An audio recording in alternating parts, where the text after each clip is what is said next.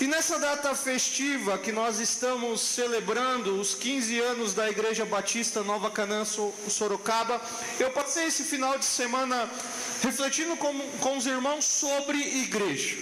E nós começamos ontem pensando sobre as marcas de uma igreja saudável, e mais pensando de uma forma geral no nosso relacionamento com essa igreja.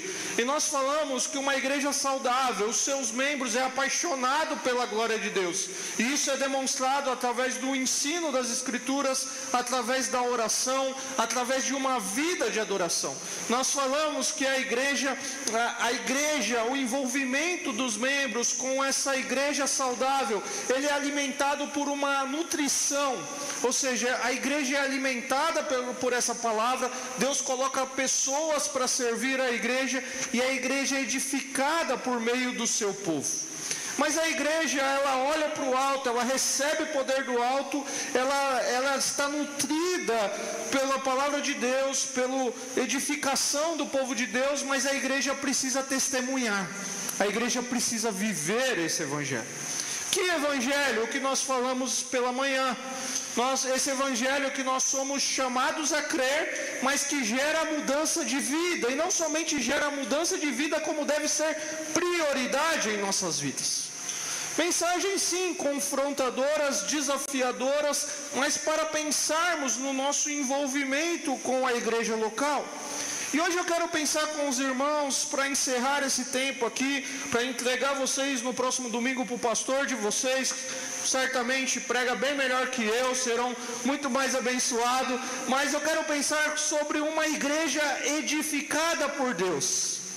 É interessante como a Bíblia descreve uma série de termos, uma série de metáforas, de figuras de linguagem que definem, que caracterizam a igreja, bem como nos apresentam uma compreensão da natureza da igreja e o que Deus pretende que a igreja seja. E eu quero pensar com os irmãos nessa noite, nesse tema, uma igreja edificada por Deus. E para isso eu convido você a abrir sua Bíblia. 1 Coríntios, capítulo 3, a partir do verso 5. 1 Coríntios, capítulo 3, a partir do verso 5. Deixe sua Bíblia aberta aí, eu quero fazer uma introdução e depois nós vamos para o texto. 1 Coríntios, capítulo 3, a partir do verso 5. Eu quero introduzir a nossa reflexão aqui nessa noite com uma pergunta que eu li há alguns anos, muitos anos atrás, em um livro intitulado Igreja, Por que me importar? E desde então eu confesso que eu fui provocado, humilhado, confrontado, desafiado com essa pergunta, e de tempos em tempos, de forma pessoal, ou nas minhas reflexões, ou quando eu vou pregar, estudar sobre igreja, mesmo que eu não fale isso na minha pregação, eu reflito sobre essa pergunta, e ela vem claramente na minha mente, e eu sou desafiado a fazer novamente essa pergunta para mim mesmo, e eu quero compartilhar essa pergunta com os irmãos. Como seria, ou com que seria a igreja que sou membro, se todo mundo fosse ou tivesse os mesmos comportamentos que eu? Eu quero fazer uma adaptação dessa pergunta e pensar com ela mais diretamente com os irmãos. E essa pergunta é mais ou menos assim: com o que a Igreja Batista Nova Canaã Sorocaba iria parecer se todos os membros fossem como você? Como seria a Igreja Batista Nova Canaã Sorocaba se todo mundo fosse como você ou tivesse os mesmos comportamentos que você tem? Essa é uma questão direta, é uma questão provocativa, nos desafia. E obviamente você vai dizer: Bruno, Deus nos fez pessoas diferentes, nos deu dons diferentes, e isso é uma verdade. Mas a ideia dessa pergunta é nos desafiar, nos levar a uma reflexão, não sobre o cargo que nós ocupamos na igreja, sobre o que fazemos na igreja, mas sim nos levar a uma reflexão sobre os nossos comportamentos. as nossas atitudes, o nosso comprometimento com a igreja, avaliarmos o nosso relacionamento com a igreja local. Se os irmãos me permitirem, ainda nessa reflexão, eu quero propor algumas respostas que eu penso que poderia ser interessante dentro da pouca experiência ministerial que eu tenho, mas dentro da vivência da igreja que nós observamos, nos relacionando com a igreja. E eu penso que talvez uma resposta que um grupo poderia dar é que essa igreja seria uma igreja saudável, uma igreja comprometida, onde a palavra de Deus é priorizada, o relacionamento com Deus é buscado, existe uma igreja unida, tem relacionamentos saudáveis, profundos, ela é interessada por evangelização, discipulado, crescimento, que produz discípulos maduros, com pessoas muito dedicadas, com prazer e servir no reino de Deus, uma igreja que proclama o evangelho e faz avançar o reino de Deus. Ainda dentro desse grupo, talvez alguns diriam uma igreja amorosa, uma igreja acolhedora, uma igreja alegre, uma igreja cativante. Outra vez, outros diriam uma igreja bíblica. Um grupo de crentes unidos em uma localidade aqui em Sorocaba, comprometidos, como nós vimos ontem, com a adoração a Deus, com os irmãos na fé, através da edificação e com testemunho do evangelho. Gente que sabe o que é a igreja biblicamente, compreende que a igreja é a manifestação do reino de Deus, que a igreja é o rebanho de Deus, pastoreada por Jesus, o supremo pastor do rebanho, entende que ele veio existir por meio de Jesus, foi comprada pelo seu precioso sangue, e que Cristo chama a igreja de minha igreja. Ou talvez alguns diriam, acho que seria uma igreja um pouco secularizada. A prática já não é mais tão cristã, é apenas cultural, terapêutica. Eu quero um lugar para me sentir bem, uma palavra que me encoraje, uma palavra de ânimo, mas que não precisa necessariamente estar ligada à palavra de Deus, mas sim uma afirmação qualquer que me faça sentir bem. Talvez para alguns seria caracterizada como uma igreja negligente, cheio de gente que já não se importa mais, cheio de gente cansada, ferida, magoada na caminhada, pessoas sufocadas pela incompreensão, pessoas que dizem amar o evangelho, mas que não amam a igreja. São pontos que eu considerei, pincelei alguns aqui com os irmãos, mas que nós poderíamos gastar um tempo grande refletindo sobre cada um deles, incluir outros aqui. Mas eu não quero fazer uma análise profunda de cada um desses pontos. O que eu sugeri aqui foram algumas reflexões, algumas possibilidades de respostas. E o que eu espero profundamente, queridos, é que todos nós, como cristãos, nós tenhamos um pouco da junção desses 3 primeiros itens que coloquei. Uma igreja bíblica, alegre, vibrante, cativante, acolhedora, e que não se parecesse com uma igreja secularizada ou negligente. E eu quero pensar com os irmãos aqui em Coríntios, sobre qual é a nossa compreensão sobre a igreja, e apresentar com base aqui nos argumentos de Paulo, algumas lições sobre a perspectiva bíblica da igreja. 1 Coríntios 3, a partir do verso 5, diz assim: afinal de contas, quem é Apolo? Quem é Paulo? Apenas servos por meio do quais vocês vieram a crer, conforme o ministério que o Senhor atribuiu a cada um. Eu plantei, Apolo regou, mas Deus é quem fez crescer. De modo que nem o que planta, nem o que rega são alguma coisa, mas unicamente Deus que efetua o crescimento. O que planta e o que rega tem um só propósito, e cada um será recompensado de acordo com o seu propósito, com o seu próprio trabalho, pois nós somos cooperadores de Deus. Vocês são lavoura de Deus e edifício de Deus. conforme a graça de Deus que me foi concedida.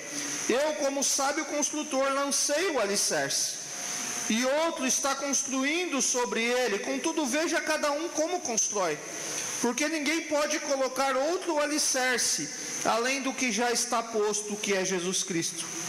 Se alguém constrói sobre esse alicerce, usando ouro, pratas, pedras preciosas, madeira, feno ou palha, sua obra será mostrada, porque o dia trará à luz, pois será revelada pelo fogo, que provará a qualidade da obra de cada um. Se o que alguém construiu permanecer, esse receberá recompensa. Se o que alguém construiu se queimar, esse sofrerá prejuízo, contudo será salvo, como alguém que escapa através do fogo. Vocês não sabem que são santuário de Deus e que o Espírito de Deus habita em vocês?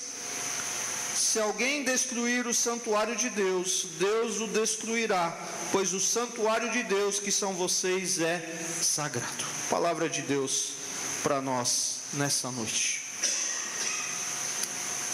O tempo não irá me permitir expor todo o contexto aqui da cidade de Corinto, e nem todos aqueles que nós conhecemos ou identificamos como o propósito pelo qual Paulo escreve essa carta aos Coríntios, mas tem algumas coisas que é importante termos em mente como pano de fundo desses versos que nós lemos. Quando Paulo escreve essa carta aos Coríntios, ele tem como um dos propósitos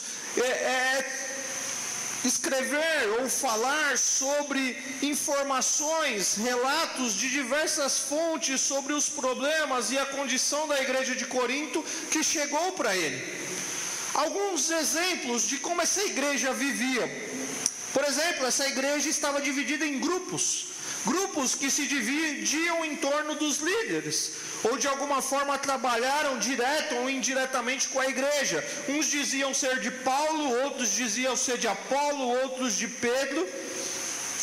Um crente da igreja mantinha relações sexuais com a sua madrasta. Dois crentes com litígio, ação judicial no tribunal pagão. Alguns crentes de Corinto estavam se relacionando sexualmente com prostitutas. Eles questionaram Paulo sobre o seu ensino, sobre sexo, casamento, divórcio e celibato, e tantas outras coisas que essa carta descreve, e que se nós lermos ela com calma, com uma boa percepção, nós vamos ver que isso acabava se afunilando, ou seja, desembocando no culto, na adoração daquela igreja, que Paulo mesmo vai dizer que é uma igreja repleta de dons, mas que não serviam com amor. E Paulo, nos primeiros capítulos da sua carta, ele vai falar dos problemas, das divisões, porque parece que muito dos problemas daquela igreja se dava pelo entendimento errado da mensagem do Evangelho, da perda da percepção da centralidade de Cristo na igreja. E Paulo então começa a refutar esses argumentos. E a partir do verso 3, ou do verso 5, perdão, do capítulo 3, Paulo ele começa a combater a compreensão errada ou defeituosa que eles possuem da igreja. E Paulo começa a trazer, e é isso que eu quero falar nessa noite, sobre uma perspectiva correta e saudável. Porque Paulo o chama de volta para o Cristo crucificado. Paulo olha para aquela igreja e fala assim: o centro é Cristo e não os obreiros. O centro é Cristo e não os elementos. O centro é Cristo e não aqueles que Cristo escolheu para edificar a sua igreja. E Paulo vai usar aqui 3 ricas metáforas que caracterizam a igreja. Paulo vai dizer que a igreja é uma lavoura, Paulo vai dizer que a igreja é um edifício, e Paulo vai dizer que a igreja é um santuário de Deus. demonstrando para eles e para nós como Deus vê, como Deus edifica, como Deus fortalece a sua igreja. E eu quero então, a partir disso, expor o texto e extrair algumas lições ou aplicações para nós. Paulo, no primeiro bloco, dos versos 5 a 9, ele vai dizer que a igreja é a lavoura de Deus. A igreja é o cultivo de Deus. Ele usa uma ilustração do que acontece na agricultura para demonstrar a dependência de cada servo do seu Senhor. Paulo, alguns diziam ser de um determinado líder da igreja, e Paulo, de forma incisiva, questiona aquela igreja: quem é Apolo? Quem é Paulo? Uma melhor tradução dessa pergunta do texto original não é quem é, mas sim o que é Paulo, o que é Apolo. Imagina, não que esteja acontecendo isso, mas imagina os irmãos na segunda-feira pensarem no pastor Jefferson e no pastor Bruno, e começarem a criar ideias, e Paulo olha para aqueles irmãos: mas o que é o Jefferson? O que é o Bruno? Estão conseguindo imaginar o que está acontecendo aqui? Obviamente, o Jefferson é o pastor dessa igreja, ele tem envolvimento com a igreja. Outros passaram antes dele e tiveram envolvimento com essa igreja. Eu sou pastor de uma outra comunidade, mas eu estou usando a gente como exemplo aqui. Mas que criassem grupos que se dividiam, escolhendo entre um e outro, como se fosse a igreja um grande clube de futebol. Hoje algum colocava a camisa mais bonita, outro menos bonita, enfim. E Paulo vai dizer: quem são eles? São apenas servos de Deus. Por meio deles, vocês vieram a crer no Senhor, segundo o trabalho que Deus concedeu a cada um deles, com um dom que havia recebido do Senhor. Então Paulo utiliza a figura da lavoura, do cultivo da terra, da agricultura, e ele vai descrever os processos fundamentais para uma boa colheita. Paulo vai dizer: plantar a semente. Paulo, durante sua segunda viagem missionária, ele chegou a Corinto, ele evangelizou, ele semeou naquela cidade. Isso está lá no capítulo 18 de Atos. Alguns tiveram que regar a semente. Apolo participou ali do trabalho daquela igreja como quem rega a semente. Mas não foi nem Paulo e nem Apolo que fizeram a semente crescer. O crescimento, o fruto para a colheita, foi Deus quem deu vida e crescimento para essa igreja. Queridos, essa igreja hoje está completando 15 anos. É graças a Deus que tem dado o crescimento. E o crescimento envolve colocar obreiros. Mas graças a Deus que é Ele quem dá o crescimento. Eu, durante a minha infância, eu tinha um tio já falecido que morava na cidade de Cunha. Cunha, há 20 anos atrás, era um lugar que ninguém conhecia. Hoje, se você pesquisar, aí está entre um dos lugares que o pessoal mais viaja aí por conta das serras que existe. E eu amava passar minhas férias ali.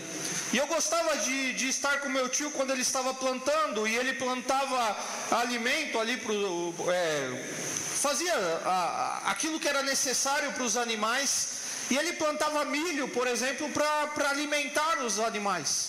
Em uma dessas férias eu pude presenciar ele plantando milhos. E eu gostava de ficar ali, de ajudar e de ver aquele processo de arar a terra, põe adubo, põe a semente e ver aquilo.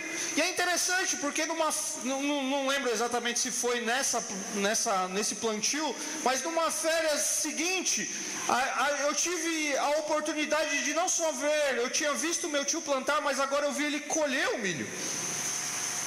E que trabalho dá colher milho, né? E eu vi ele colher o milho. Só que meu tio plantou, o meu tio colheu, mas meu tio não fez o milho crescer. Ele esperava que crescesse, essa era o objetivo dele. Ele investiu ali para que crescesse, para que ele colhesse, para que aquilo servisse, para que alimentasse os animais. E Paulo olha para aquela igreja e fala assim: é exatamente isso no reino. Deus coloca pessoas, as pessoas plantam, alguns vão lá, colhem o trabalho do que foi plantado lá atrás, mas quem faz crescer é o Senhor. Uma igreja saudável tem essa percepção. Deus coloca os obreiros se capacitam, buscam ser saudáveis na palavra, mas quem dá o crescimento é o Senhor. Paulo ganhou almas para Cristo, plantou, Apolo ensinou a palavra de Deus aos convertidos, cegou, mas o crescimento, a obra efetiva e real veio do Senhor. Por isso eles não deveriam se vangloriar de coisa alguma. Cada um deles fez o trabalho, cada um deles cumpriu a sua missão, mas Deus que conduziu o processo de dar vida e crescimento. Eu pastorei uma igreja que tem 29 anos, indo para o seu 29º, tem 28 anos completo. E antes de mim ali passaram 3 pastores, passaram líderes por aquela igreja, e nós vemos que quem faz toda a obra é o Espírito Santo de Deus. Não é o pastor A, não é o pastor B, não é o pastor C, nem é o pastor que está agora, é o Espírito Santo de Deus que conduz a sua igreja, queridos. Agora, há uma responsabilidade aqui, e é isso que eu quero chamar a atenção. Porque Paulo e Apolo, embora tivessem a percepção que Deus estava gerando e dando crescimento, o que eles faziam? Trabalhavam. Meu tio não ficou orando para o milho crescer. Ele arou a terra, ele preparou a terra, ele plantou. Meu tio não esperou simplesmente colher porque ia nascer do nada. Eles trabalharam.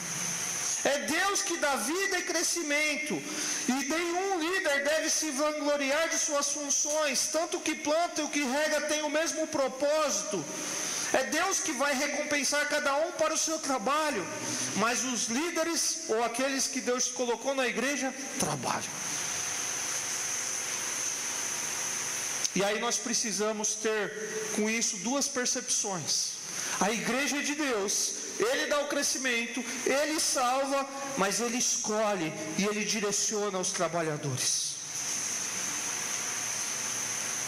Queridos, a igreja não é propriedade nossa.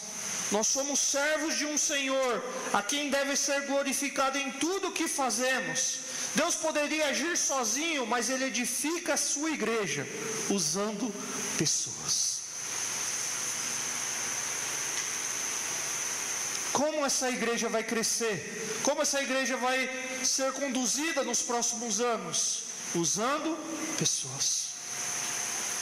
Deus vai usar cada um dos irmãos aqui, queridos, para que essa igreja seja fortalecida. Ele deu dons para cada um dos irmãos aqui, para que essa igreja seja fortalecida. O grande problema é que a gente acha que dom na igreja é estar aqui, ó. É estar pregando, é estar cantando, é estar fazendo alguma coisa que nos coloca em evidência, mas não é isso, queridos. Se eu falar para os irmãos, a minha esposa subiu, mas se eu falar para os irmãos que na minha época de aluno, eu era o cara que menos falava, os irmãos vão acreditar. Eu fazia todo o trabalho escrito, sempre, mas eu nunca queria estar lá na frente apresentando. Na época do seminário tem uns caras que falam bem, né? E eu tenho um amigo, ele falava super bem, advogado, eu amava ouvir ele falando. Uma vez ele estourou o tempo em quase 2 horas, e a professora falou, deixa, porque ele era sensacional. E aí eu era o cara que dividia as matérias, os grupos, organizava ali, mas deixava o cara falar. Porque a gente acha que dom é só estar em evidência, queridos, mas o dom que Deus dá para a edificação da igreja não é só estar em evidência. É o lanche que nós vamos comer daqui a pouco, vai ter? Tem bolo. E que os irmãos que vivem a comunidade sabem quem está dedicado a isso. Mas eu vou comer um salgado, vou comer um bolo louvando a Deus, porque Ele coloca obreiros na sua igreja. Eu não sei quem são as pessoas. Percebe como a gente precisa ter essa percepção que na igreja de Deus a gente serve de coração, não importa o que a gente faça, queridos. Não importa você tocando um instrumento, você estando na recepção, você limpando um banheiro, a gente hierarquiza as coisas, o que importa é que nós estamos servindo ao mesmo Senhor. E Paulo olha para aquela igreja e fala assim: quem é Apolo?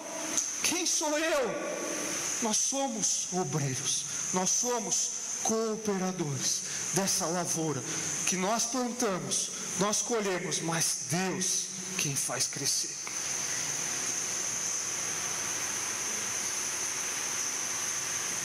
Existem diversos ministérios na igreja, queridos, mas o propósito tem que ser o mesmo.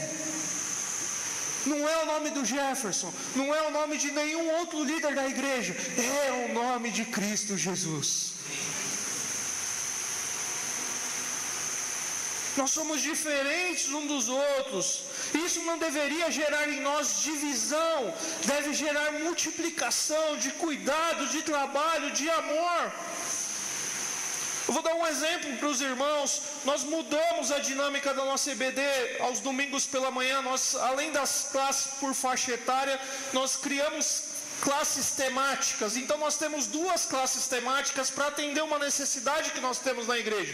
Nós temos a classe de método de estudo bíblico para formar professores. Nós temos classe de Libras, porque nós temos um surdo e a minha esposa é intérprete, mas tem limitações e a gente precisa expandir isso na igreja.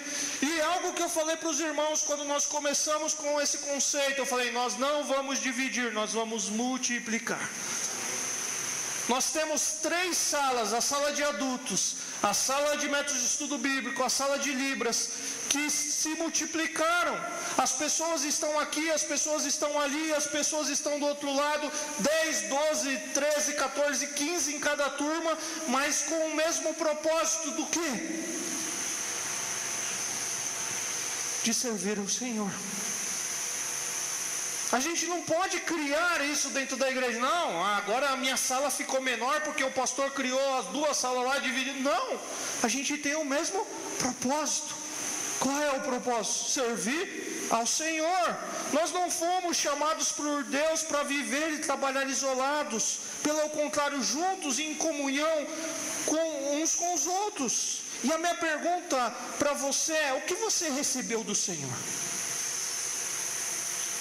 Quais são as suas habilidades, os seus dons? O que você ama fazer? Qual é a sua paixão?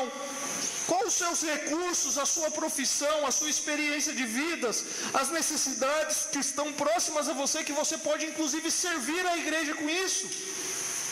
Já parou para pensar nisso?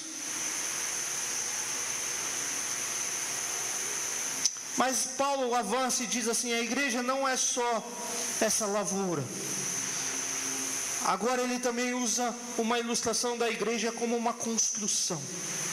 E nessa construção Paulo vai ressaltar que tem um fundamento. E qual é o fundamento? Cristo. Alguns colocam a fundação, enquanto outros edificam sobre essa fundação. Cada um cumpre a sua função usando o dom que Deus deu a cada um. E Paulo colocou o fundamento como um sábio construtor. Foi Paulo que recebeu a tarefa de pregar a Cristo crucificado em Corinto. E o que chegaram depois deles, o que edificaram, o que construíram, tinha que ser sobre esse fundamento. Queridos, que nessa igreja aqui, enquanto vocês estiverem aqui, não permitam que ninguém coloque outro fundamento que não seja Jesus Cristo. Que a igreja seja construída sobre esse fundamento, Jesus Cristo. Que a igreja seja alicerçada olhando para Jesus, como tem sido ao longo dos anos. E aí Paulo vai citar, vai ilustrar falando de classes de materiais: ouro, prata preciosa, prata, pedras preciosas, madeira, peno, falha. A ideia parece que alguns são materiais firmes, outros são materiais fracos. E que, submetido à prova do fogo, ao juízo divino, a obra não permanece se foi construída com bons materiais. e o construtor será recompensado quando é um bom material. Eu tenho visto e acompanhado nas fotos, nas redes sociais, o capricho da construção lá de cima. E pode ser com qualquer material. Os irmãos ficariam ali sabendo que a parede, se der um vento mais forte, cairá sobre você e você pode perder sua vida? Os irmãos ficariam? Não. Eu já estaria falando, amém, irmãos? Vamos encerrar. Por quê? Porque precisa ser um bom material, precisa ser um material firme, um material respeitado, um material consciente daquilo. O material não tem consciência, mas o construtor consciente daquilo que ele está fazendo. Mas se a estrutura for consumida pelo fogo, se for com material que não tem qualidade, o construtor perderá a sua obra e sua recompensa. Paulo vai dizer que ele será salvo, mas como alguém que conseguiu escapar do incêndio. Quem gosta de ser salvo escapando de um incêndio? Mas Paulo vai dizer em outras cartas que esse edifício é composto por pedras vivas. Nós temos o privilégio dado por Deus, Pedro vai dizer isso, em Cristo, de participar na edificação das igrejas. E esse edifício, que começou há 15 anos atrás, ele ainda não terminou. E não estou falando do edifício físico, estou falando dessa igreja aqui, desse local. Ele ainda não terminou, é uma obra em construção. E na mesma qualidade, o material que tem lá em cima, precisa ter aqui dentro, para que a gente construa essa igreja aqui em Sorocaba. Nós não podemos, queridos, e a igreja não pode abandonar a mensagem da cruz.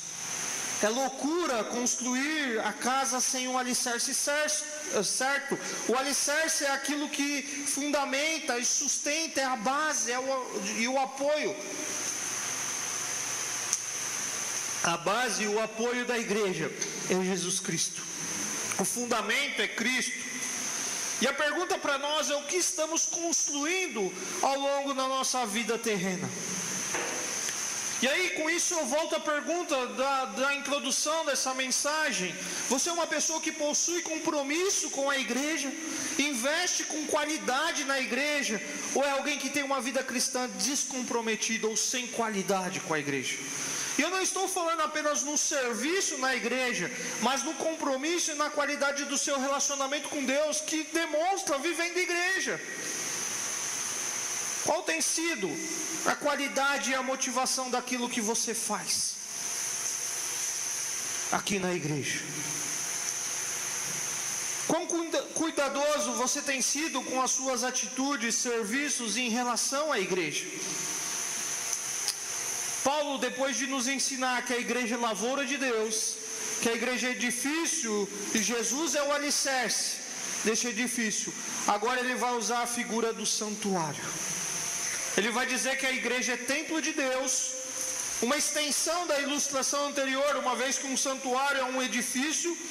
E parece que essas perguntas de Paulo aqui nos versos 16 e 17 tem como objetivo fazer com que a igreja de Corinto, compreendesse o que é ser igreja.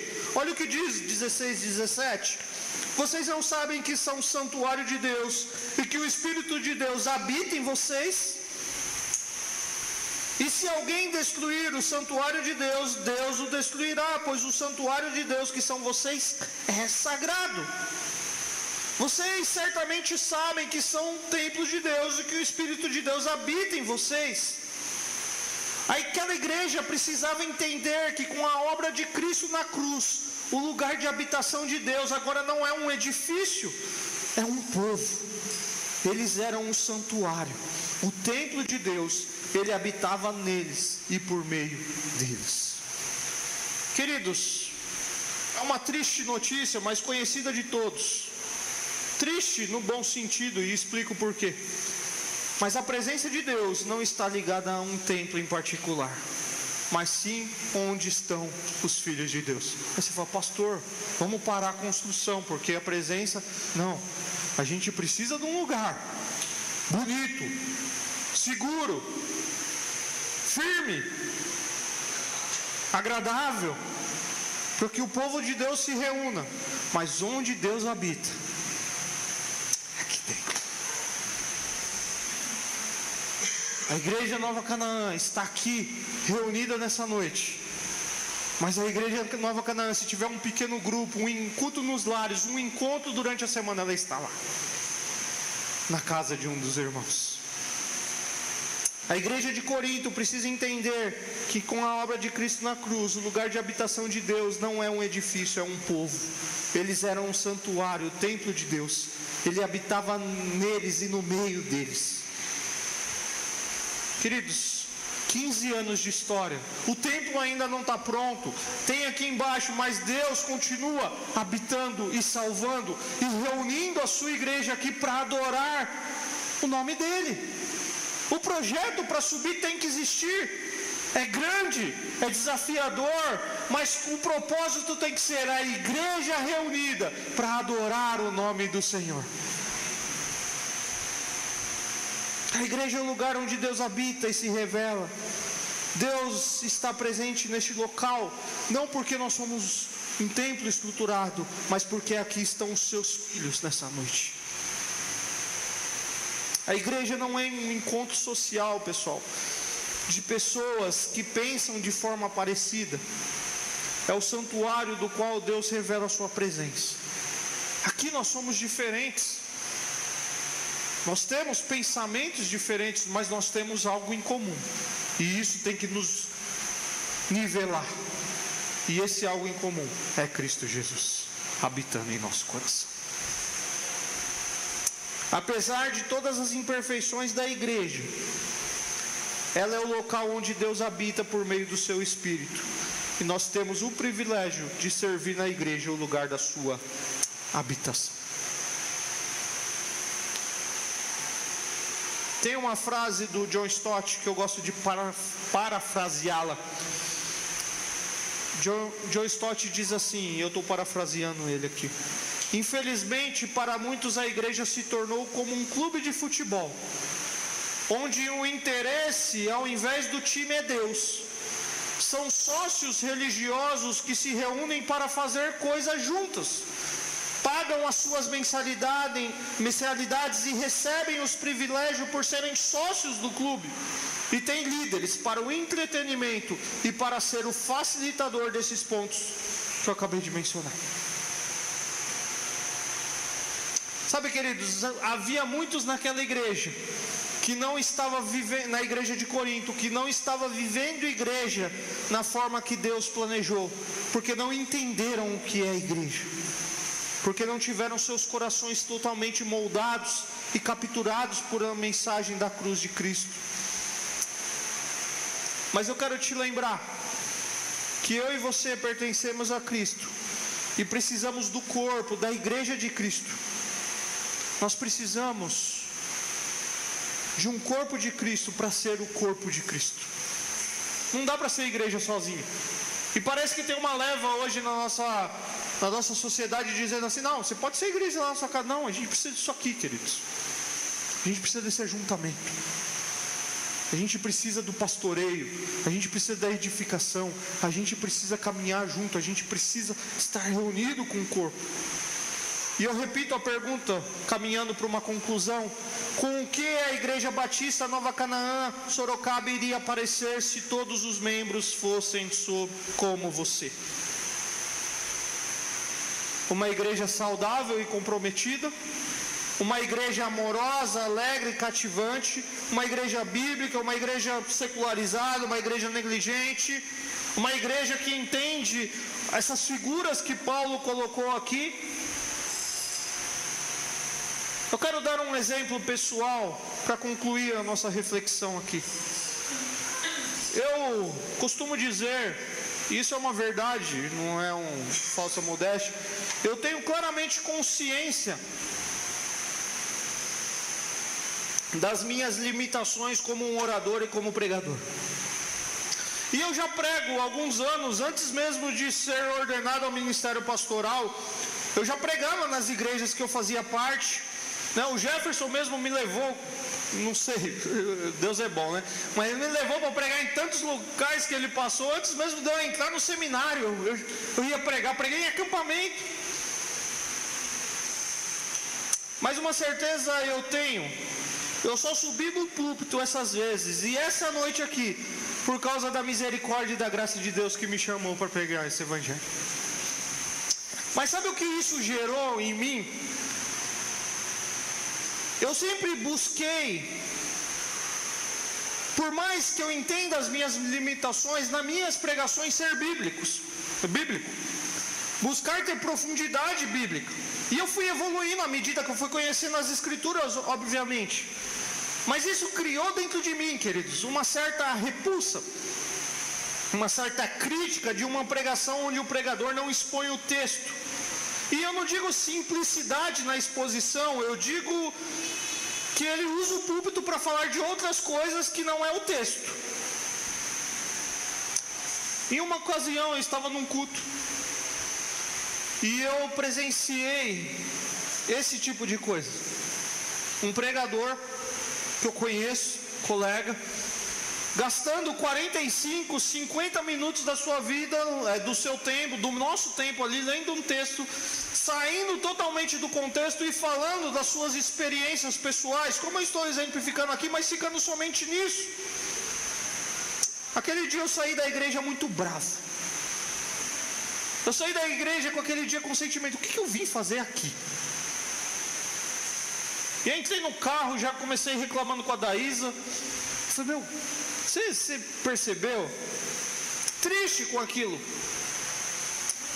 E aí 1 ou 2 finais de semana após esse acontecimento, eu me lembro que eu e a Daísa, na época nós tínhamos a Lelê, nós fomos jantar na casa de um casal.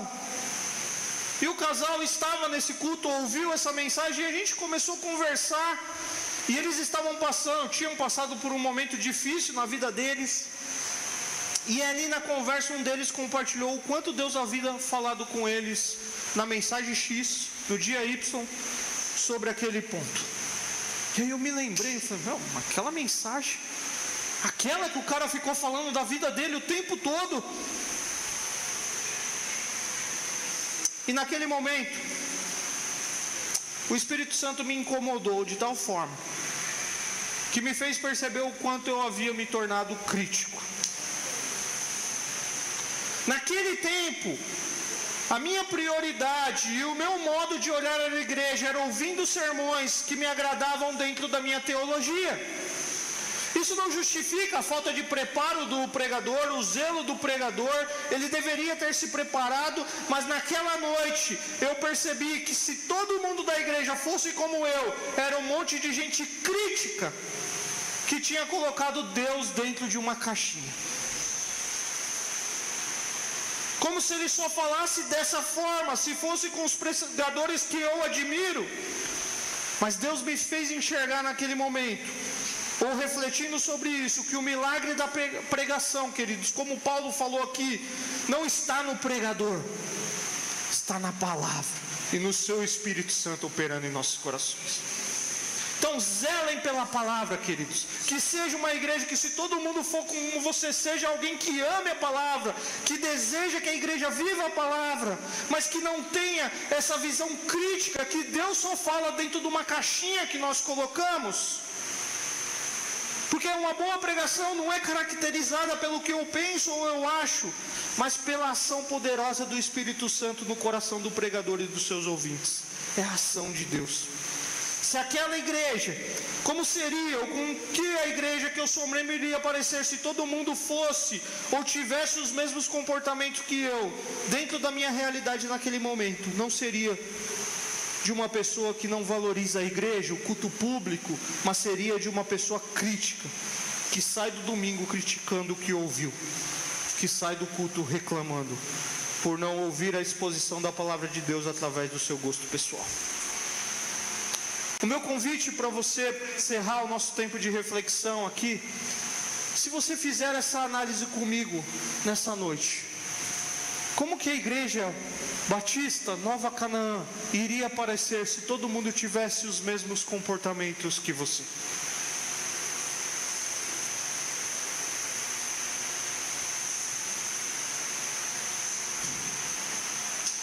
Eu queria que você pensasse comigo nesse momento sobre isso.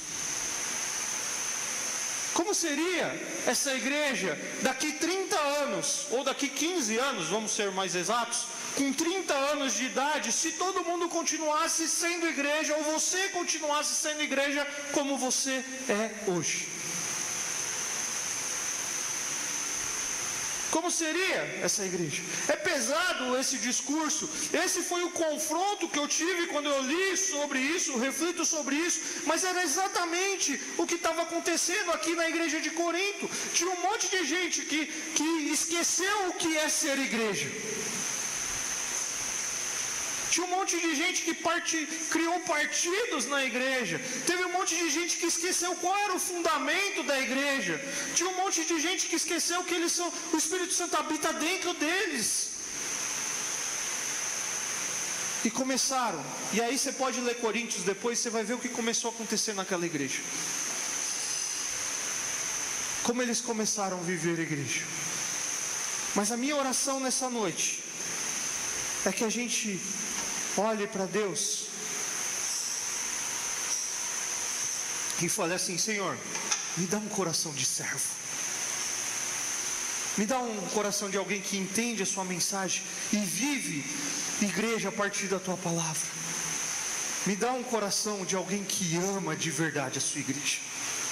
Me dá um coração de alguém que tem prazer em servir a igreja. Me dá um coração de alguém que ama falar que é membro dessa igreja. Me dá esse coração. Alguém que tem prazer em falar que é crente. Antes de ser membro dessa igreja e membro da igreja de Cristo Jesus, e serve a Deus aqui nessa igreja. Gente que ama de fato a igreja de Cristo Jesus. E olhar e falar: sabe por que eu gosto de servir a Deus lá na Nova Canaã? Não é porque o pastor é bonito e o amigo dele é feio, mas é porque ali tem um alicerce correto, e o alicerce é Cristo Jesus. Ali o santuário não é o templo bonito, é o coração das pessoas que faz esse monte de gente bonita, até quem é feio se sentir bonito, porque nós somos a habitação de Deus. É o lugar desse povo que tem alegria em se unir, em adorar a Deus. Então, queridos, parabéns. Continuem firmes, dizendo: nós queremos ser essa igreja que ame Cristo Jesus a cada dia. Tenha prazer em dizer para o seu amigo que você é membro dessa igreja, que Deus te transformou e que te colocou aqui, e você vê um trabalho com crianças, você vê trabalho missionário, você vê um cuidado, um zelo na construção do templo, você vê um monte de coisa acontecendo aqui, porque é gente que entendeu quem é o alicerce, é gente que entendeu que um planta, outro rega, mas quem faz crescer é Cristo Jesus. Então que os anos passem e vocês não percam isso de vista, amém? Deus abençoe a todos, obrigado pelo tempo aqui com os irmãos.